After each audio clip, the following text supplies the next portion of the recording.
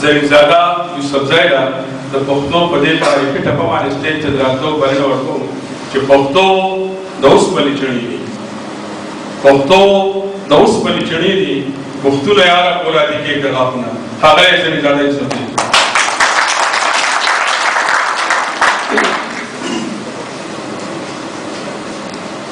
د ټولو نه اول زه تاسو ټولو درنو ښاغلو دلته پښتنو ته خیر راغلی وایم. ټول ستړي مشئ. دا نن زموږ لپاره یقینا چې ډېره د خوشحالۍ خبره ده. موږ ډېر خوشبخته یو چې نن موږ دلته د پښتونخوا د سیمې د ګوټ ګوټ ځای نه خلک دلته لرو. چونکې دا نننی پروګرام چې کوم دی دا د مورنو ژبو د نړیوالې درجې په مطابق دی د مناسبت سره موږ منځله کوو.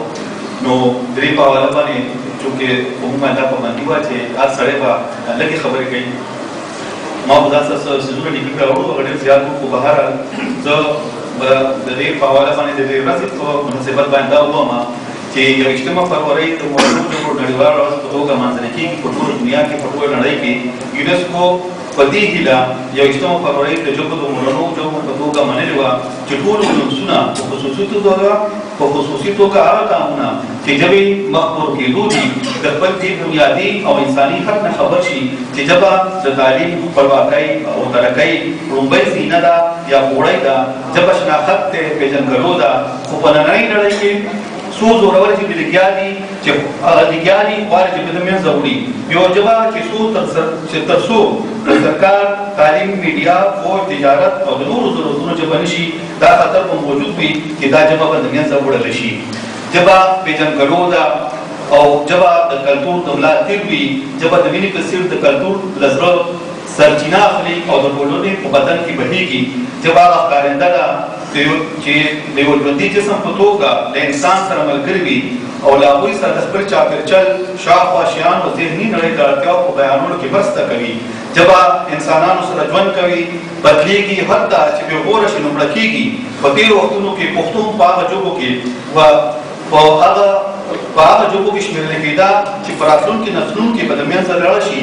اوس ښه خبر دا ده چې پښتانه راویښ شوي دي او دې طرف ته پاملرنه کړې ده. نو ژبه د هغه لیست نه لرې شوې ده. زموږ پښتو چې کوم ده اوس د هغه لیست نه لرې شوې ده. دې ته بېخي داسې خطر نشته. او موږ په دې فکر یو چې کومه ژبه د دې نړۍ روکېږي نو موږ دا وایو چې دا نړۍ چې کوم ده د خپل یو حیث برخه چې کوم ده هغه روکوي. او په کوم وطن کې چې موږ ژوند کوو په هغې کې 15 شپې تجربې ویل کېږي او ګڼ شمېر خلک لري. خو له بل مرغه یوه پردۍ ژبه په خلکو تپلې شوې ده چې په حقیقت کې د دې خاورې ژبه نه وه. یو مصنوعي او دروغجنې نظریې دپاره او د هغې ترقۍ او د پرمختګ دپاره او د هغې دپاره په نورې ژبې چې کومې وي د دې خاورې چې کومې ژبې وي هغه مخکومې ژبې جوړې کړې شوې.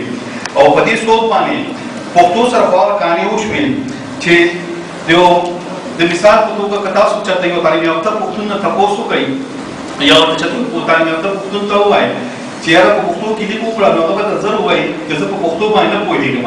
هغه هر څوک هغه 14 پاس کړی که 14 پاس کړی هغه دا ډېر په ویاړ سره اکثر وایي پښتونخوا خبره زه سپېشلي پښتونخوا خبره ځکه کوم چې هلته اکثر خلک په دې خبره باندې ویاړ کوي. دا وایي چې یاره زه په پښتو باندې نه پوهېږم. هغه د دې حقیقت نه دی خبر چې یو سړی علم وکړي، پوهه وکړي، نو هغه له پکار دی چې هغه پردۍ ژبې مې زده کړي. یو سړی د مور په خپل چاپېرچل کې، په خپل کور کې او په خپل انګړ کې چې کومه ژبه زده کړي هغه نه لیکلی شي نه یې لوستلی شي. نو دې مطلب دا چې هغه تعلیم نه دی کړی، د هغه ذهن روښانه شوی نه دی، هغه جاهل پاتې شوی دی.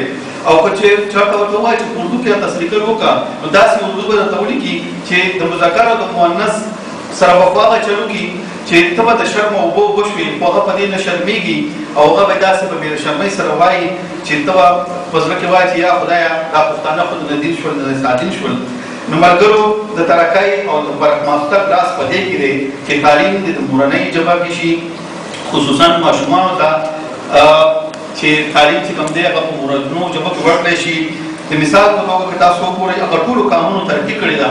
فرانس، جاپان، جرمني، چین او روس داسې نور ټول چې په کومو خلکو ټول د فوج، د میډیا، د تعلیم، د هر څه ژبه چې د هغې مورنۍ ژبې وي هغه قانونونه چې کوم دي نو هغه نن ډېر په مخه تللي دي. او هغه خلک چې چا خپله ژبه چې کومو خلکو نه خپله ژبه بې غوره پاتې شوې ده هغه خلک ډېر وروستو پاتې دي. په د یو خبره بهرحال زه کول غواړم هغه دا ده چې په تېرو شپېتو کالو کې په پښتونخوا کې پښتو ته یو داسې حیثیت ورکړی شو چې پښتو به چا ویله نو دا به وي چې دا د وطن خلاف دی یا د نظریه د سوچ خلاف دی. خو ډېر د خوشبختۍ خبره ده چې په تېرو ورځو کې حکومت دا فیصله وکړه چې د لومړي ټولګي نه واخلې تر 12 ټولګي پورې به دا پښتو ژبه چې د ښوونځو کې او تر پوهنتونه پورې به لکه دا لومړي ټولګي نه تر 12 ټولګي پورې به دا تعلیم ژبه وي او وروسته به بیا دا تر پوهنتونه پورې مطلب دا د تعلیم ژبه کېږي. مونږ د هغه ټولو خلکو ستاینه کوو او دا ډاډ ورکول کوو چې مونږ تاسو سره په دې نیک کار کې ولاړ یو او ډېر زیات ستاینه مو کوو. او دویمه خبر دا ده چې موجوده حکومت یو ډپارټمنټ جوړ کړی یو بل ډپارټمنټ یې جوړ کړی چې د پښتنو کلچر د هغې تاریخي ورثه چې کومه وه هغه چې په روکېدو وه هغه محفوظه کړي او د هغې لپاره یې مطلب کار شروع کړی. هغه هنرمندان چې چا به لوښي جوړول د ښارې او نور هنري کارونه به کول هغه ټول اوس د هغې ته د حکومت په سرپرستۍ کې لګیا دي او د هغې ټولو څیزونو سرپرستي کېږي او مرسته کېږي. بهرحال زه ډېر وخت نه اخلم او ستاسو ټولو ډېر زیاته مننه کوم. خو په اخر کې به دا ووایم چې د خپلې نړۍ ژوندۍ ساتلو لپاره باید په مورنۍ ژبه کې پکار دی چې موږ په پښتو کې وغږېږو، پښتو ووایو، پښتو ولیکو او پښتو وکړو. شپه مو په خیر، الله مو مل.